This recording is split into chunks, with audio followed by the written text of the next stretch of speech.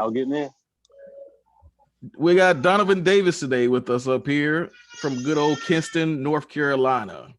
Donovan, can you tell the people about some of the things that you did in your career of football? Oh man, I started playing Pee Wee football, man, and my dad just pushed me hard.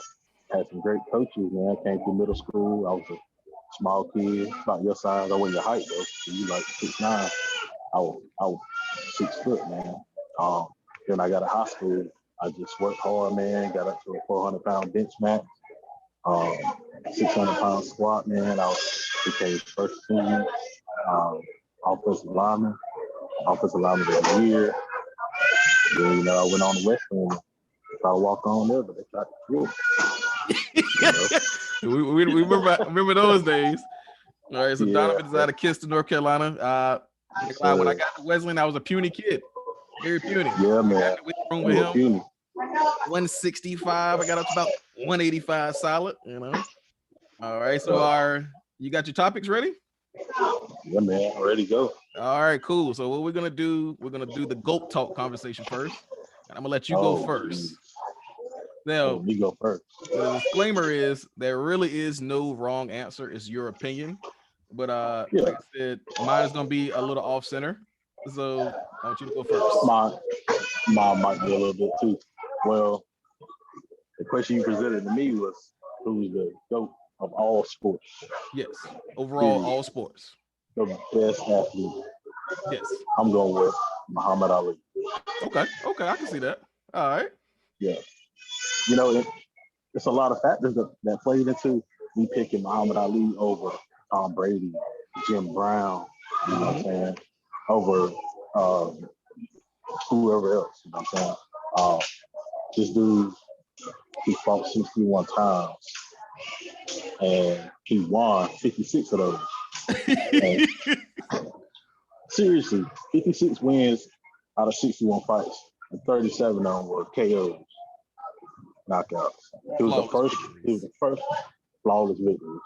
Muhammad Ali was the GOAT. He's the first fighter ever to win 3 heavyweight chips at three different times. Whew. Okay. All right. So, like I said, mine is off center, and it took me a while to come up with who I was going to use. So, I have one GOAT, and I have 2 honorable mentions. So, like I said, I only picked one, but I got 2 other people that I wanted to suggest as well. So for like I said, mine is off center. And if I had a drum roll, I would get the drum roll rolling. I went with my GOAT is Michael Fred Phelps. Hey, he was one on my list, man. Michael Fred Phelps. Flawless. Like, I had a hard time coming up with this pick. Like I said, I had so many different sports. So Michael Fred Phelps, I mean, he was the man year after year. This man had 28 gold medals. I'm sorry, no, he had 28 total medals. 23 were gold. The next, when I looked up, the next person that had gold around his era was 9. And so I'm just like, whoo, okay. Not even close. Yeah. So, like I said, he dominated swimming, but the way he dominated it wasn't close. So MJ and Brady, of course, at the top of most lists, but I got Michael Phelps. Now, as for my honorable mention, now I picked this person because they did it at the highest level with teammates. So swimming is a solo sport. Sure. So this like person, yeah, like I said, don't get me wrong, Ali's bad man, and he made my list too. So the number 2 was Michael Jeffrey Jordan. I chose him because he undefeated in the finals when it counts. 6-0. Yep. Like I said, you can go 20 times, but if you go, 6 for 14, it really don't matter. So you can get 8. So I was like, I felt like at the team sport, he lifted those guys at the right time. And as a team player, I feel like that's why he's made my honorable mention. Now, what about your second one? Now this one is gonna surprise some people, but I had to go digging for this one. Like I said, there was several people that was like that. I was like, damn, they're killing it. Longevity. Now this person may surprise you. My second person, because of longevity and how they've been dominating their sport, is Serena Williams. Now Serena solo, she dominated. Let me see. She went 23-10 in Grand Slams. Out of 33, she won 23. Now, unfortunately, that girl that whooped her hind parts the last 2 times, she gonna run it from here on out. But she went 23-10. As for a team sport with doubles, she went 14-0. With her and Venus? What's the sister name? Venus? Venus Williams. They dominated. Like I said, but she brought the gold home in 2012 in the Olympics, and also 2000, 2008, and 2012 total. So she got about 4 medals total. Now we're gonna go to the next topic, and I want you to give me your top 5 quarterbacks with 1 honorable mention. Oh Lord, I know. You know how I am, man. You know how I am. I'm gonna start with number 5. Okay, you can work up. Sure. Okay. Yeah, I'm gonna start the lowest and come down to the best. All right, and then I'm gonna get my honorable mention. Okay. So my number 5 is that bad man Aaron Rodgers. Okay. That's my number 5. Most people put him at number 1, number 2, but he's my number 5 because there are 4 other guys that are bad to the bone. Yeah, and it's kind of like splitting a thread once you get in top 5. It's tough. And my top 5 is gonna be questioned, but that's okay. It's my top 5. Exactly. You know it's your top 5. Yeah. My number 4 is Deshaun Watson. Okay. The man is bad for what he do over in Houston with pretty much nothing.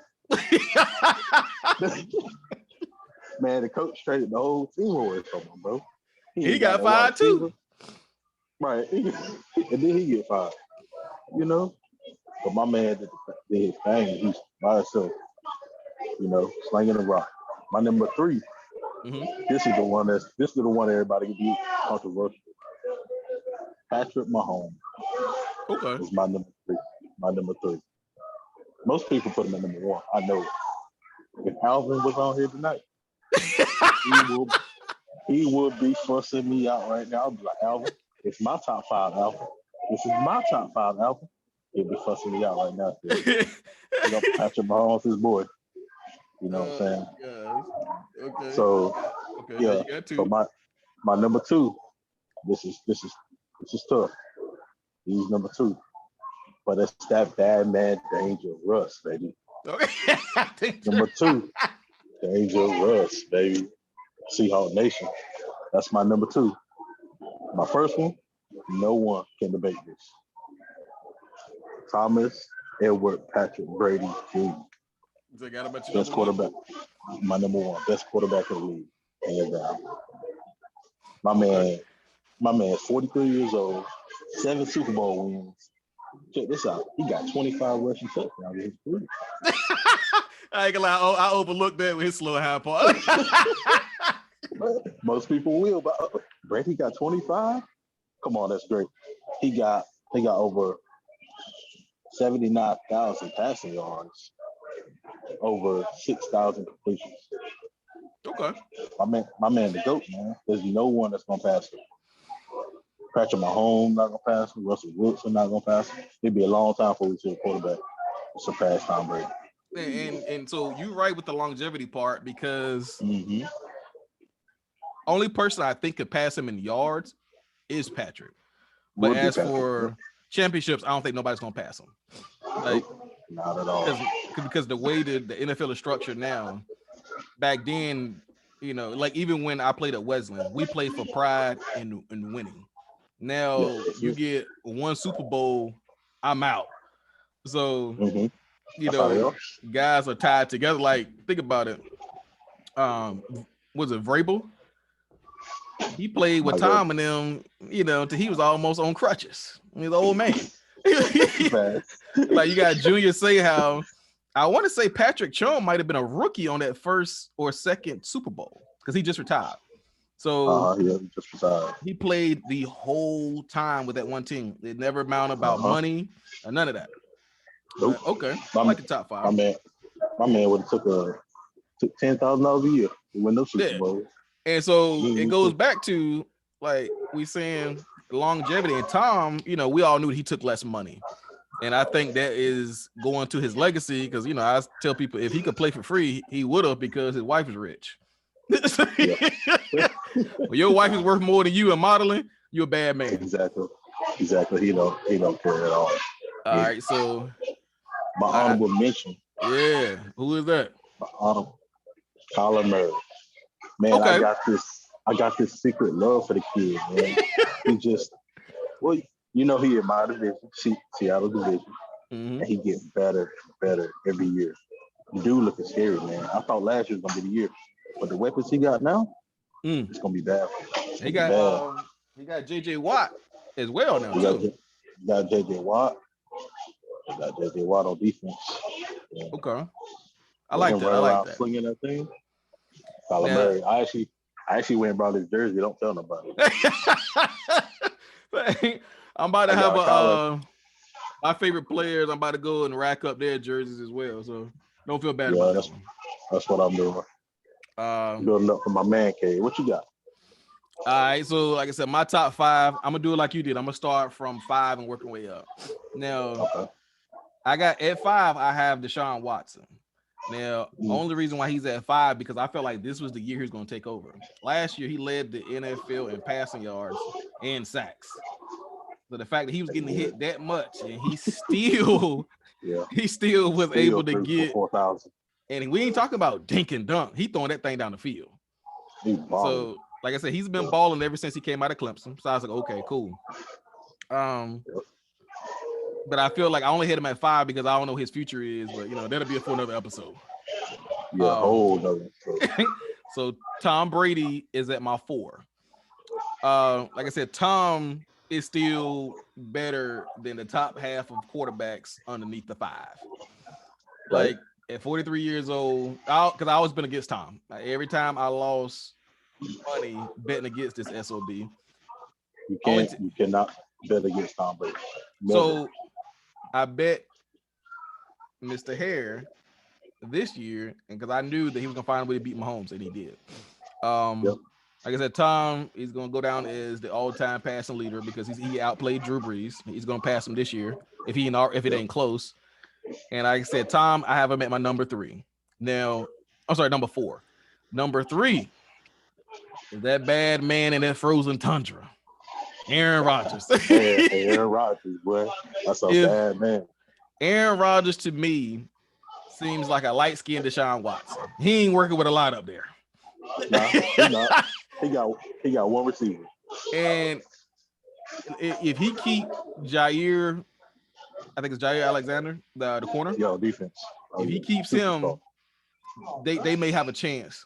But without him, no. Because he got a bunch of guys that look like, D3 All-Stars. No offense to D3 because I played there, but I don't know none of these dudes. I watch a lot of football. And I'm just like, they players. But if you gave him an Evans from the Buccaneers, or you gave him what's my man can't get right? I can't even think of his name now. Antonio Brown. Odell Beckham will fit too. And see, Odell is one of those guys that will always be a superior talent. He did it, but you blow him, he hurt. So I think Odell, once he gets healthy, at least for 2-3 seasons, I'll put him back in my top 5 for receivers. Number 2, Mr. Danger Russ himself. Yes, popping sir. Touchdowns and popping out kids. He balling. And I liked it. He's starting to stand up for himself because if you look at the way he was when he first got there, very humble guy, right? Then you turn around. He still is. Yeah, he is, but they're trying to make him out to be a bad guy. So he's not. He was very smart and very meticulous. So what ended up happening is he took less money the first time for Richard Sherman and those guys to get paid. And I was like, oh, that's smart, because he took a 4-year, $88 million, and you got Richard Sherman and that whole back end getting paid, and that helped him as well as beast mode. Cam Chancellor, Maxwell. I'm thinking like that was brilliant. So when those guys left, it's just me left in a rebuild. You doggone right, I'm gonna ask for $140 million. Like he was owed that. Go ahead and get my money. Everybody else gone. Let me get my money. So you got a rebuild coming, and you go 9-7 and still go to the playoffs. 9-7 in that division. Yep. The man been to the playoffs every year. Now, like I said, is it the fact that one game against us? To this day, I still blame him for the interception. Don't say it. He could have went all podcast. I was sick. You thought I was a Seahawks fan. I was about to throw up. Oh my God. I'm looking like I was. I didn't even watch the game at home. I just stood up. I stood up at somebody else's house, like just staring at the TV, like this can't be right. So this is the funniest. This is the funniest thing. Some people are like, "Oh, games are rigged." No, this is how I know that this game had nothing to do with outside powers. Tom Brady was not even looking at the game. Like he was like, "Oh my God, I can't believe I'm about to lose again."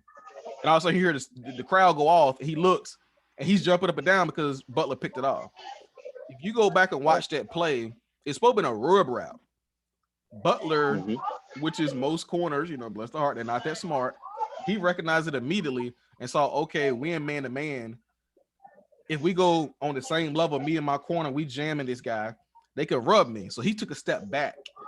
And when he took a step back, he saw the play, he reacted, he ran through the receiver's face. And I'm just like, that's a heck of a play. That was one of Seattle's bread and butter. We love that play in the red zone. Especially man coverage. But this is what got me though. Everybody's like, it was a say-so about, oh, well, Russell, they wanted him to get the MVP. All right, cool. So he had already 2 touchdowns, right? Yeah, already. So how I knew that Marshawn Lynch was not getting the ball on that play because they motioned him out the backfield. What? If anything, he would have stayed in the backfield for a decoy. Stayed in the backfield. He's not going anywhere. He's staying in the backfield. When Russell goes to lick his fingers and look to call the cadence, I saw those 2 defensive tackles from the Patriots shift inside. Because it's like, we're going to put wood on Marshawn early. You know what I would have did? I would have tapped my center on the right hip. Hey, slide right, and I'm going to squeeze right in here. When the center put the ball down, the nose of the ball was almost in the end zone. All he had to do is take the snap, reach over, ball game. He goes to throw people look like, oh, it's a short pass. That ball has to travel 12 yards to get there. Even though it's the 1 yard line, he's throwing it 12 yards for a 1 yard completion. And the fact that it got picked off, I'm looking like, what? Like, even if you knew the play, like the break on it and go through his face and still catch the ball, like it wasn't like, oh, he picked it off clean. Yeah, he rocked and went there, did the bit, and I'm just like, you gotta be kidding me. So that's still a strike on Russell. Even though he was young, I'm like, hey, you gotta find a way to win that game, and you ain't been back since. Right. I think he'll get a chance another one. But sorry, coach. Maybe run some sprints later. Maybe do some gases, some up downs later. I'm running this ball in. Quarterback sneak. I'm taking the snap and I'm diving right over the top. No game over. So my number one, of course, if you ain't noticed, is Patrick Mahomes. Now, Patrick started moving on my rankings when he was drafted. I watched this dude throw the football at Texas Tech. This dude threw a 20-yard out from the long side of the field and hit his man in the face. Not in the face. That's what we call a grown man throw. A 20-yard out? I'm going into the. You know what my coach told me when I was about to make that throw? You better make it. You better make it. They had to teach me to throw it. I had to throw it high and outside so it would drop in his hands.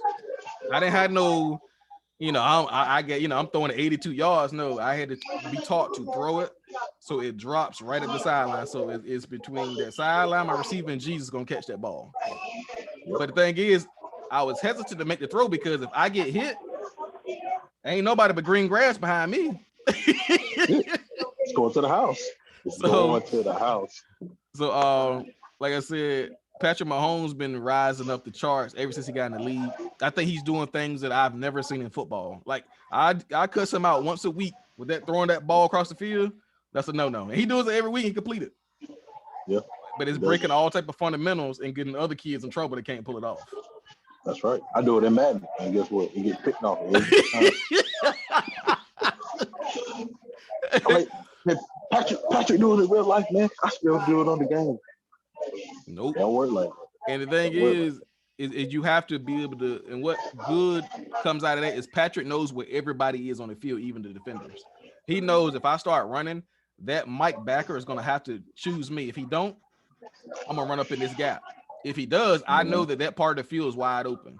The fact that he knows the game that well, that's why he took my number one ranking. Now, for my honorable mention, this is going to be this guy right here. I think he's going to take the next leap if his coach allows him to.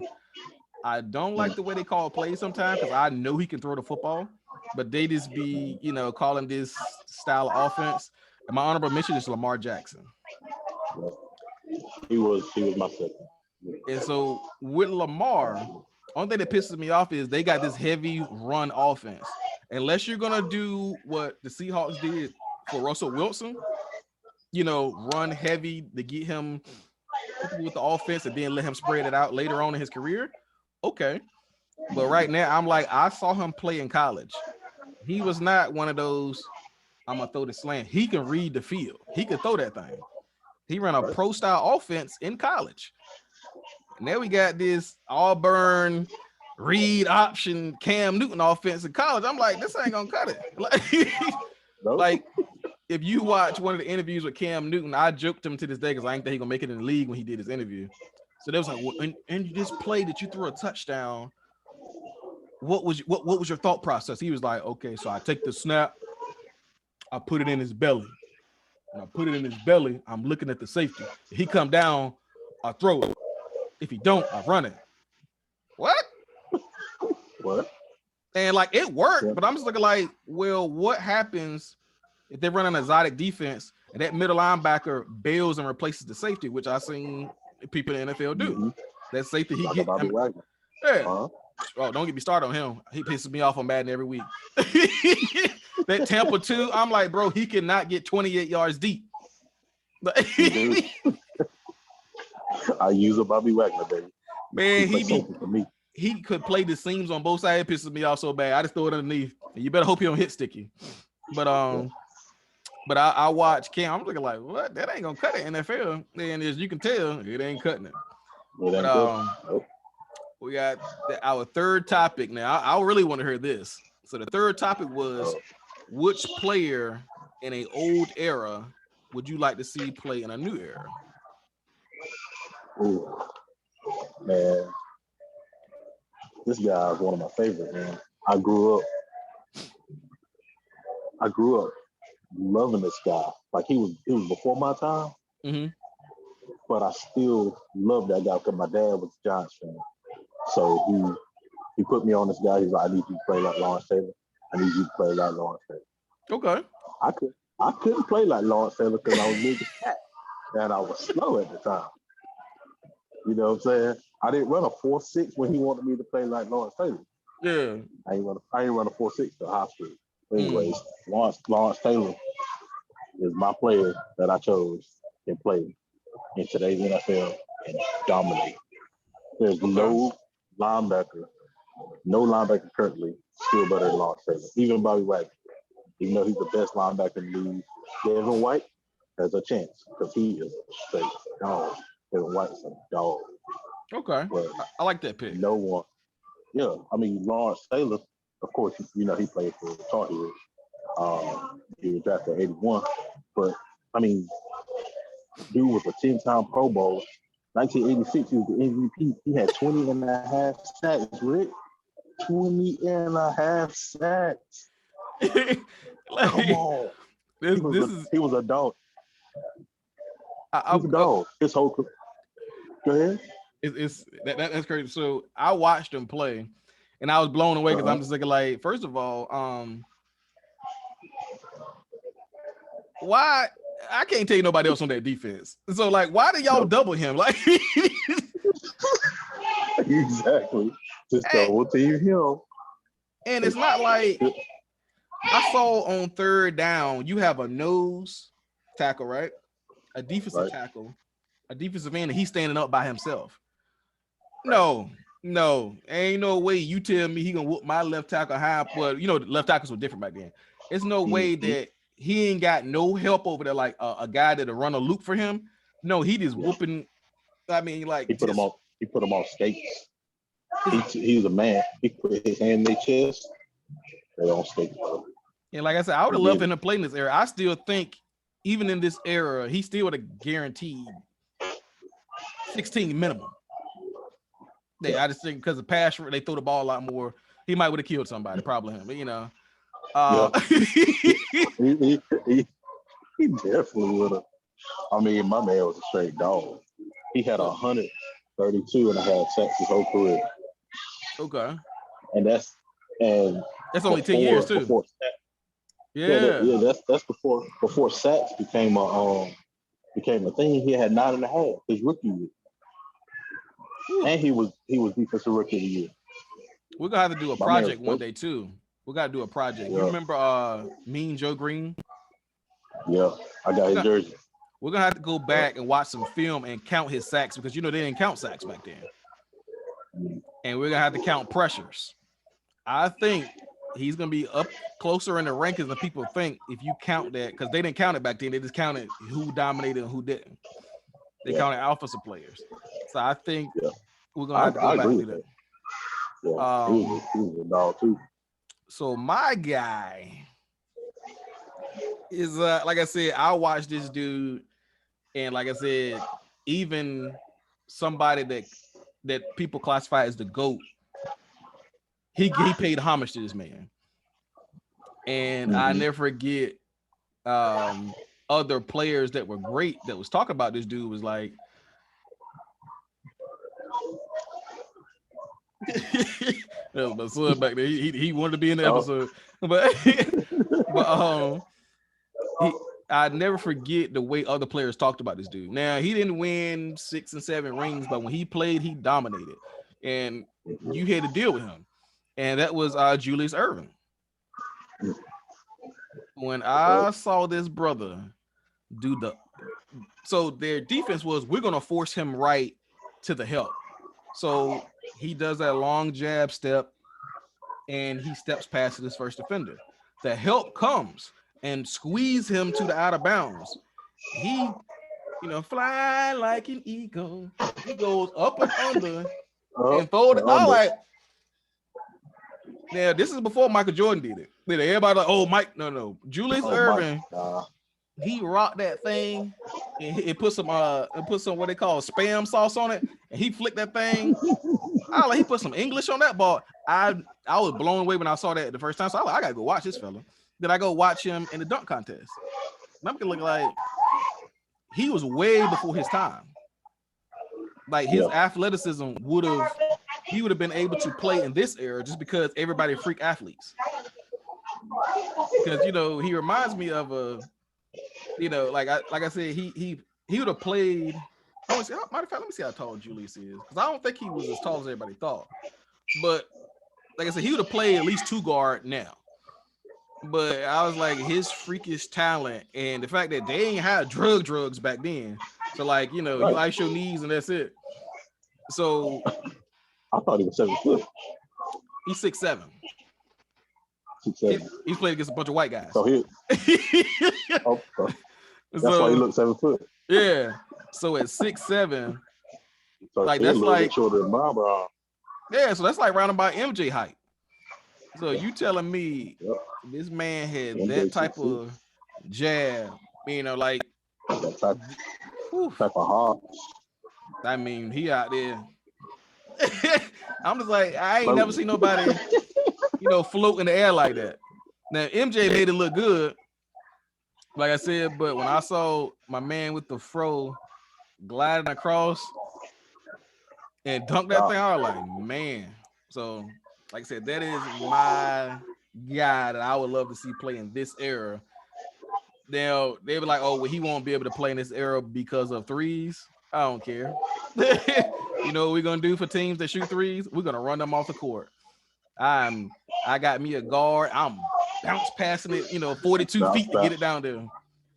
Mm-hmm. Now, like I said, I'll put it in.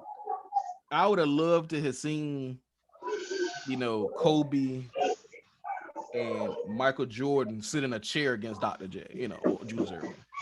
I would love to see them sit because I'm like, okay, what you gonna give them tonight? You gonna give him the lefts because he gonna go up and under with that sauce. You give him the right, So I'm like, like I said, Julius Erving was definitely my pick for the modern day guy. Now, this now I got another topic, but I didn't want you to have any what we call premeditated things. I want you to come off the dome. All right, so okay. I'm gonna ask you this. It's really like a yes or no question. You got all right. So, who is the GOAT in your out of these three? Who is the GOAT? Who elevated the game, and who will always be remembered? That's gonna be a hard one. Who's always gonna be remembered? But only one. Yeah, you can only have one for each piece. So, who was the GOAT? Give me that question again. All right. It kind of lagged out a little bit. Okay. Who's the GOAT? Mm-hmm. Who raised the game? Okay. And who's always going to be remembered? Okay. So now the three names on this list, I'm gonna read off to you. So you got to pick one. All right. Of course, one is the GOAT. One is always remembered. And the third one is what is the GOAT? Always remembered. I don't know. Oh, raise the game. All right. So the first name is Peyton Manning. The second one is Tom Brady. The third one is Drew Brees. Boy, well, the GOAT's Tom Brady. and it's hard for me to say that because, I'm a diehard Peyton Manning. Diehard, I always love Peyton. Well, you know that. I love Peyton when he was in college. Okay. I always love Peyton. Who will always be remembered. And Peyton Manning raised the game. Drew Brees will always be remembered. Okay. That's so my take on it. Okay, you said time to go. Okay. Time to go. Okay. Peyton raised the game. Okay. Drew Brees will always be remembered. Okay. Yeah, because Brees would be, he might crack my top five. He'll crack mine because of stats. Yeah, he'll barely crack mine. And like I said, he'll get my five solely off of stats and what he did for New Orleans. Like I said, that's a long list, so you got to cut some people out. But so to me, of course, God, I hate to say this. The GOAT is Tom. Yeah. That's what it is. But he's not the GOAT, on this list. So I put Peyton Manning as the person that raised the game. I mean, like he raised the level of play. He did. I put I put Drew Brees as the GOAT of slinging the rock. He's the GOAT of slinging the rock. That man got more 5,000 yards than anybody I know. You can sling that thing, man. Somebody that would always be remembered, no matter how long this era goes on for football, is Tom Brady. I don't think nobody that's young will ever forget him because of how long he's played. And when let me see, he got in the league, what, 2000? He played for three decades. Yeah, so that's right about either 99 2000. Mm-hmm. So this is what gets me about the Peyton Manning thing. Peyton, when he got to that I'm gonna call it the line of scrimmage, nobody really was doing that back then. Like he's calling whole plays. Like, you know, that Oregon stuff that you see now, he'd be like, no, he calling a whole play at the line. Whole play. You know, like that's why I tell people, yeah, the Omaha thing. I did some research on that. The Omaha, it depends what week it was. It could be a play or it could be a dummy call. Or in the playoffs, one time he said it was a kill call. So instead of him going kill, he's saying Omaha. He knows it's going to the next play. And so, I think Peyton raised the game when he did that. Man. You know, and that like the king of the accuracy thing. Before Drew Brees came, Peyton was hitting people. Like I said, he ain't never had no I'm gonna throw it 72 yards type arm, but being 25 and in, good luck. Did put you right at stride. And I found out his weakness. What happened is if you ever mess up his timing, that'll mess up his throwing. When they started putting hands on was it Harrison? Made him look like he was a child out there. When Ty Law put hands in his chest and smacked him across that chin one time on that jam, that was it. You know, was it Dallas Clark? When they put a outside linebacker on top of his head, put a forearm on top of his head. That's it. Yeah, so I'm just like, all about timing, man. All about timing. Everything in his head, everything clicks. He see the play before it happens. He know where his players are going to be. They run. If it's time, he know when to throw the ball. Exactly. He know where that defender is going to be. He's just super smart, man. Smart. I think like I said, he will be forever the person to raise the game. But that GOAT, the king of the sling of the rock, Drew Brees, I watched him play. This is like 6-7 years ago. And it was like he had Darren Sproles, and it was touchdown, check down. Now, if you didn't cover that deep receiver, he throwing it. Now, a lot of times what they had to do was they had to put a safety deep, and he just check it to Darren Sproles.